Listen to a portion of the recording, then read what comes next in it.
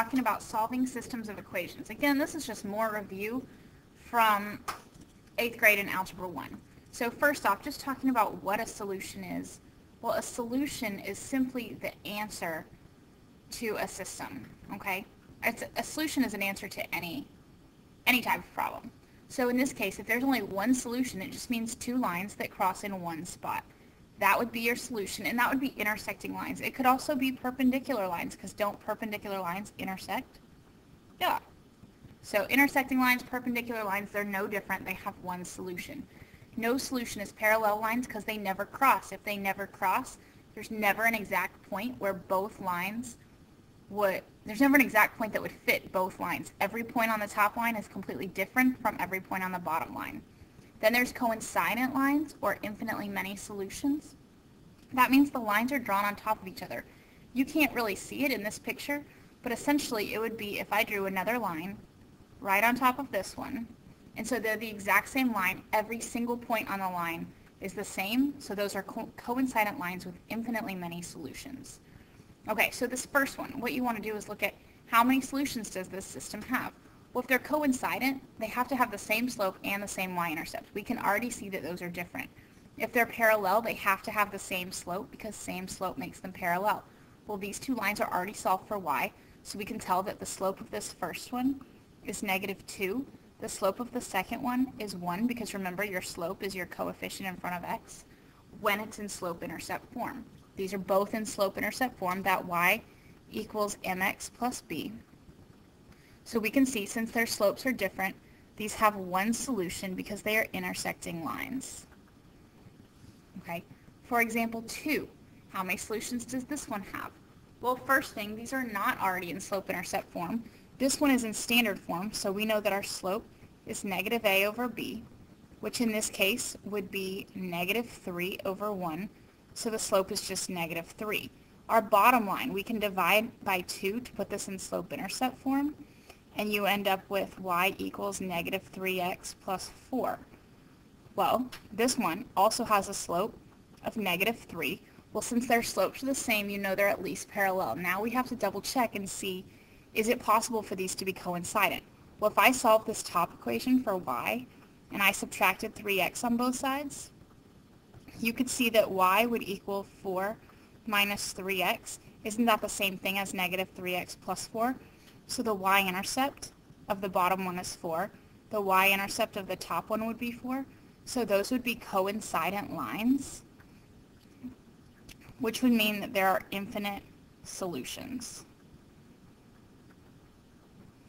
If the y-intercepts had been different, if this and this were different for those two equations, then they would have been parallel. So the next one, solve the system. Remember, there are 3 ways to solve systems of equations. You can solve by substitution, you can solve by elimination, and you can solve by graphing. You're going to pick one method per problem, okay? This one, since it's already solved for y on one equation and the other one is not, if it's solved for a variable, it's very easy to use substitution because I can say x plus 3 is the same thing as y. So I can plug that x plus 3 in for y, and now I have 3x plus 4 times my y of x plus 3 equals 26. So we end up with 3x plus 4x plus 12 equals 26. Combine your like terms and you end up with 7x plus 12 equals 26. Subtract 12 on both sides. 7x equals 14. So x equals 2. Well, now if x equals 2, you can plug that back into whichever equation is easier. Well, in my opinion, the top one's probably going to be easier. So I could say, well, y equals, my x is 2 plus 3. Well, 2 plus 3 is 5, so y equals 5. Your solution, you'll always write it in an ordered pair, is 2, 5. You can check your answer by plugging it back into the other equation. Okay, for the next equation, this one, if you notice, both are in standard form. Your x's are lined up, your y's are lined up, then you have your equals and your constants. This is a great problem for elimination. Okay, elimination is where you're trying to eliminate a variable. So you're going to look on here and say, which variable would be easier for me to eliminate? Well, to eliminate it, you're going to be adding. When you add down, it should equal 0. Well, my 2x and 2x, since it's the same, it will be very easy for it to equal 0, but right now they're both positive. It would equal 4x. So the first thing I'm going to do is I'm going to multiply one of these equations through by a negative 1 so that I end up with negative 2x plus 3y equals negative 9. Now, when I add down, I'm taking just these equations. 2x minus 2x is 0. Negative 5y plus 3y is negative 2y equals negative 19. Y equals 19 over 2. Well, if y equals 19 over 2, now I take that and plug it back into either equation. In this one, they're both probably equally easy or difficult, whichever way you want to look at it. I'm going to go ahead and plug it into the top one. So 2x minus 3 times my y is 19 over 2 equals 9. Okay, I'm going to go ahead and clear the fractions because it's kind of harder to work with. So I'm going to multiply through by a 2, that denominator. So I end up with 4x minus 57 equals 18. Those don't simplify, so x would be 75/4.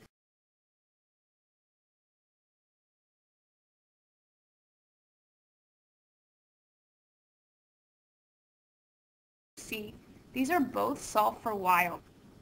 Since they're both solved for y, I can go ahead and put it in the calculator and plot them both for y equals and solve by graphing. So y equals 3x minus 8, and then y equals 4 minus x. If you look at the graphs, you can see that they cross right here. You can also look at it on the table. If you go to second graph, you can look at the table. It's right here, right? At 3, 1, 1. So when x is 3, y is 1 on the first graph. When x is 3, y is 1 on the second graph. So that tells us our answer will be 3, 1. Okay? The other way you could look at that is set them equal to each other. If y equals this, can I plug that in for y and say 4 minus x equals 3x minus 8? We should end up with 3, 1. We got the same thing we had got when graphing, so we had 3, 1. So if you notice, there are multiple ways you can solve every problem. If you really like elimination, you can put them all in standard form and solve them all with elimination. It will just be more work for some problems than others. For this one, we're going to solve for x and y. Well, again, you can't just set one equal to something and solve for x and y because we can't solve equations with two variables. So what we can do is we're going to use both of these. Okay, well, we know that this first one right here, this angle, and this angle, the 45-degree angle, those form a linear pair. So we know they add up and equal 180. So negative 3x plus 17y plus 45 degrees equals 180. Our second equation, well, we know that this angle is a vertical angle with 45 degrees, so it must equal 45 degrees. So I could say 3x plus 3y equals 45 degrees. Well, this will be very easy to set up an elimination if I just go ahead and move this 45 to the other side. So if I subtract 45 from both sides, 5. Okay? So from here, they're lined up really nicely. I can add down. My 3x and negative 3x are going to cancel out, so I don't even have to multiply by any. And y equals 9. Well, now, if y equals 9, I can go ahead and plug that back in. I would say my easier equation is the bottom one. X equals 6, so the solution is 6, 9. Make sure you're always double checking which one was x and which one was y, so you put them in the right spot. Also, had you plugged this 9 in for x, you would have gotten the wrong answer because it's really y. It's not the x value. Okay, so you really want to make sure you're double checking all of your answers. Now, this next example, we can see that these are vertical angles, but we also know that if this forms a right angle, we know that these two lines are perpendicular, so you know that all 4 of those angles are right angles because the one across from it is a vertical angle. Then you have linear pair. it's a linear pair, they have to add up to 180. So all 4 of those angles are right angles. Pause the video right now and try to work this one on your own. Okay, I'll show you the answers in a second, but I would like you to try and work this on your own if you can.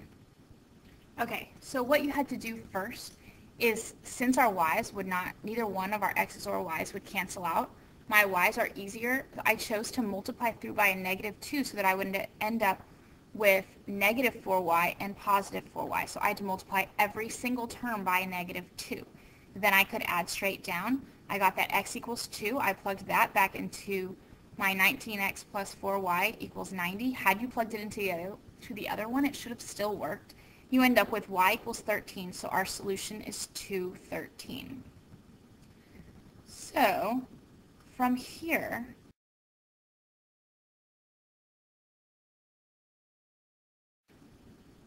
I provide you with a couple extra practice problems. So if you're still confused, there are these 2 extra practice problems that you can try on your own. Just pause the video right here and you can work those on your own. You don't have to if you feel like you have the concept really well. I'll show the answers at the end of the video. This last problem tells us that the perimeter of a rectangle is 40. The length is 1 less than twice the width. Find the length and width. Again, this is more algebra review. So the first thing you want to do is draw a picture of a rectangle and then label it. We know that the length means equals 1 less than. That means you started with whatever came after the less than and you subtracted 1 from it, twice the width. Well, we don't know what the width is, so I'm going to go ahead and call the width W. The length is twice the width minus 1. Okay? It told us the perimeter. Well, our perimeter of a rectangle is add up all the sides, or we have 2 lengths plus 2 widths.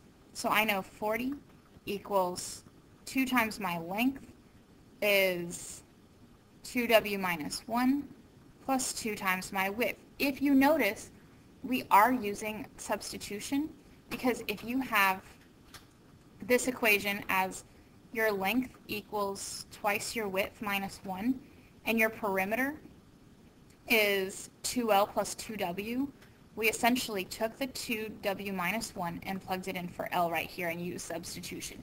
You've probably worked this numerous times without calling it a system though as well. 7 equals W. That means that your width is 7 meters.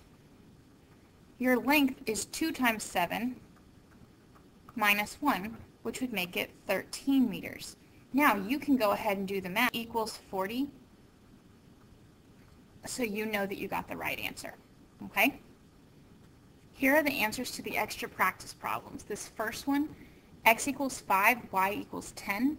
On the second one, x equals 4, y equals 12. If you didn't get them right, I would try reworking it again and seeing if you can get this correct answer using the same strategies as below.